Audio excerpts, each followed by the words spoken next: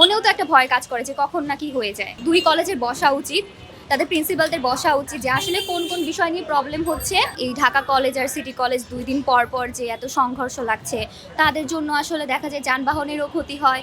আর আমরা যারা ইউনিভার্সিটিতে এখানে যাতায়াত করছি তাদের তো অবশ্যই ক্লাসের ক্ষতি হয়। আর মনেও তো একটা ভয় কাজ করে যে কখন না কি হয়ে যায়। আবার এখানে তো গাউসিয়া, নিউ মার্কেট মানে একটা কেন্দ্রস্থল বলতে গেলে ঢাকার। দুই কলেজের বসা উচিত, তাদের প্রিন্সিপালদের বসা উচিত যে আসলে কোন কোন বিষয় নিয়ে প্রবলেম হচ্ছে।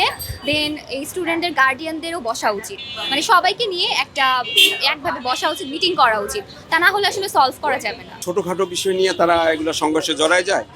আর এটা বড় কিছু না, যারা ঢাকা কলেজ সিটি কলেজ যারা স্টুডেন্টরা জড়ায় সাধারণত তাদের ছোটোখাটো বিষয় নিয়ে।